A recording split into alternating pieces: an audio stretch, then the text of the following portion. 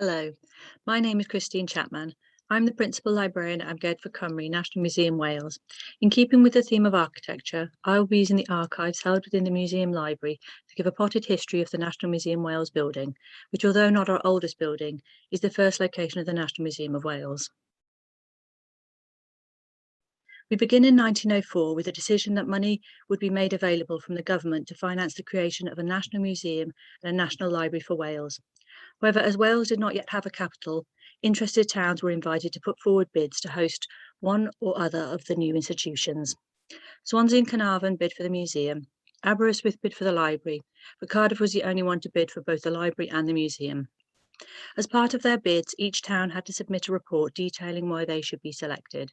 In addition to describing numerous facts and figures about Cardiff that would make it an attractive proposition, such as population increases, transport links, and educational expenditure, their submission also included information about the proposed site in Cathays Park. Cathays Park had been sold to Cardiff by the Marquis of Bute in 1898 to create the chief public and educational institutions, and it was Britain's first intentionally planned civic centre. Already in place were the recently completed law courts and the town hall, soon to become City Hall, and the Cardiff University building. This view of where the proposed National Museum and Library building would have sat in the completed civic centre was included in the report. In 1905, the decision was made to award the National Library to Aberystwyth and the National Museum to Cardiff, and royal charters were granted on the 19th of March 1907. Once the museum had been founded in name, attention turned to creating the building, and in 1909 an open competition was launched to design the new National Museum. The judges set forward a number of conditions to competing architects, making it clear that they wanted the new building to harmonise with the other two civic institutions, but not to defer or be overshadowed by City Hall next door. The building needed to be clad in Portland stone and be no taller than the others in Cathays Park. They also specified that the new building should have a continuation of the attic sculptures that were in place along the tops of the law courts and City Hall. The competition had 130 applicants, and the winning design, announced on the 18th of March 1910, was by London-based architects Arnold Dunbar Smith and Cecil Brewer.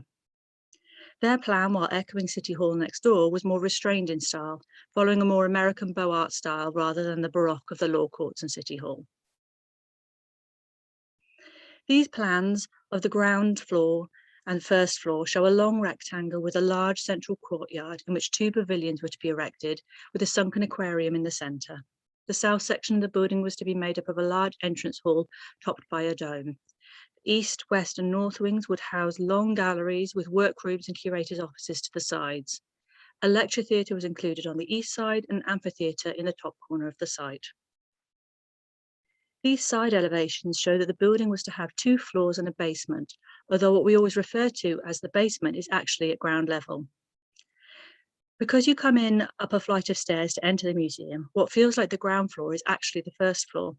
The designs also show that it was never the architect's intention to have the dome topped by a dragon sculpture the same as City Hall, a question visitors often ask us about. The designs were submitted by approval to a number of renowned museum professionals, and accordingly some alterations were made. The primary concern was how little light would get into the main hall if the first floor was to be continuous. In the revisions illustrated here, you can see that they opened up the entrance hall and installed a second floor mezzanine level while raising the height of the dome, all of which allowed more light in. The tender for the foundations was awarded, and the foundation stone was laid by George V on June 26, 1912, and enough funds were raised to begin work on the south portion, which comprised the main hall of the building. As work began on the superstructure, an open competition to design the attic sculptures was launched. William Goscombe John was involved in setting the initial plan, which was to have 4 groups of 2 or 3 figures for each of the 4 sides of the museum, comprising 16 sculptures in total. The group on the south, or front entrance of the museum, illustrates the history of Wales. The west side were to be the industries of Wales. On the east side would be the sciences, and for the north side they were to represent the arts. The models were submitted to the judges for the sculpture competition in 1914, and 3 artists were selected and asked to produce 2 groups each. Gilbert Bayes produced the prehistoric period and the classic period, Richard Garb the medieval period and the modern period for the south portion, and T.S. Clapperton produced mining and shipping, both to go on the west side. Work progressed on the construction of the building as these next two photos shown both from 1915 illustrate. This one is of the interior of the main hall looking from west to east, and this one is taken from Cathays Gardens looking towards the front of the building. However, the outbreak of war and subsequent lack of building materials, particularly steel and lead, and also of labourers, meant that building work had to be halted in 1917. Work restarted again after the war, but the economic and social climate was very different, so progress was slower. However, by 1922, they had completed enough to open a portion of the entrance hall and immediate galleries to the public on an informal basis, followed by an official royal opening in 1927 by George V and Queen Mary, which was attended by crowds. This diagram here shows the areas of the original design which had been completed by 1927. The areas below the red line show where the foundations had been laid. Those shaded in solid red, the entrance hall and a small section of the west wing, were fully complete, and the areas in the cross-hatched red, east wing up to and including the lecture theatre, indicate the proposed next stage of building work. Gallery plans and photographs from guidebooks produced in 1928 illustrate how it was laid out inside. On the ground floor were the sciences, with sculptures in the main hall and recreations of a Welsh kitchen and a bedroom, whilst upstairs on the first floor were the art and archaeology galleries. In 1928, an application was made for financial assistance from the government to complete sections of the East Wing. It was granted due to the dire state of unemployment in South Wales at the time, and on the provision that the museum employed local labour to help boost the local economy and create jobs.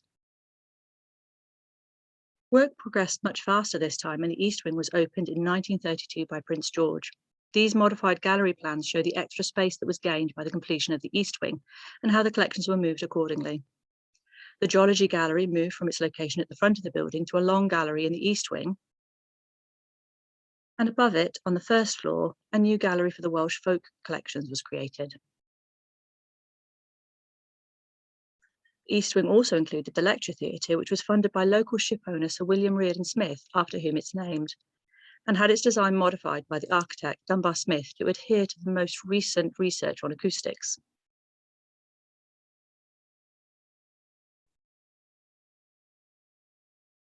The East Wing had a simpler facade than the south front, and the sculptures were single figures rather than the groups, and represented learning, music, and art in a change to the original scheme, which had planned on portraying the sciences in this section of the building. This photo here shows the exterior of the East Wing, including the railings that were originally outside. These were removed during the Second World War and never replaced. This remained the structure of the building for some time, a sort of uneven U shape with a few outbuildings in what was supposed to be the central courtyard, as this photo taken from Alexandra Gardens behind the museum shows. There had been hope in 1937 to raise the funds to work on the West Wing in order to balance it with the East Wing, but unfortunately, before they were able to fully realise a plan of action, war broke out.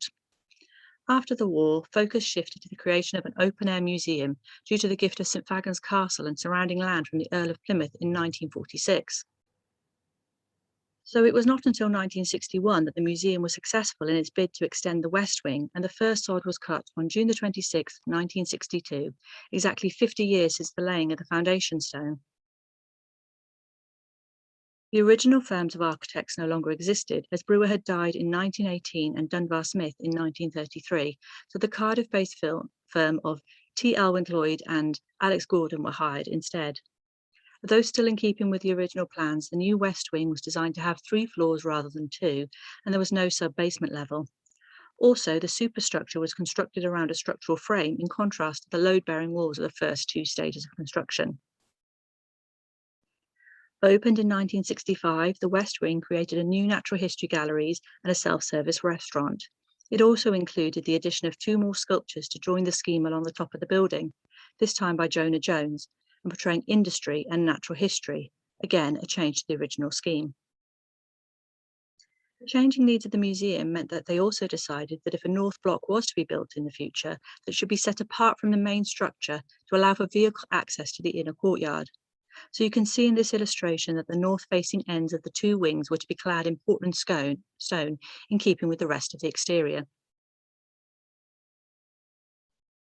The next stage of development at Cathays Park wasn't approved until 1973. It was the development of what is still known as centre block and the finishing of the east wing. John Phillips of the Alex Gordon Partnership was responsible for a re-evaluation and redesign of the original plans. A criticism of the initial designs way back in 1909 had always been that its desire for symmetry didn't give enough scope for growth. The new architect solved the problem by planning to build in the centre and sacrificing the never realised courtyard gardens for additional space. It was then possible to create an extension that couldn't be seen from the outside, so therefore not ruining the harmony of the original building. This model was created to show how that revised design would appear.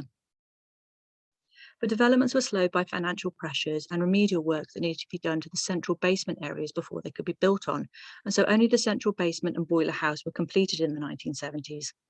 Work on the actual centre block didn't begin until 1989, and this photo shows the central courtyard just prior to work beginning, including the doll's house, which was used to house the museum design team and was dismantled as part of the work, as was the portico, shown here on the east wing, which would have led into the courtyard garden, and the black box, a temporary structure sitting on what would become the visitor car park.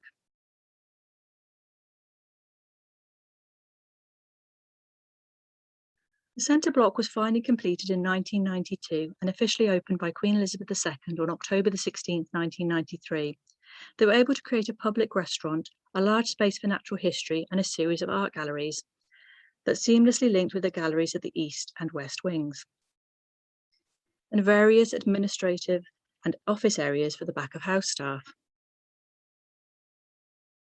This diagram shows the various phases of the building works over the decades, starting with the south wing, which was completed in the 1920s, then the east wing in the 30s, followed by the west wing in the 1960s, and then finally the east wing pavilion and centre block in the 1970s and 1990s.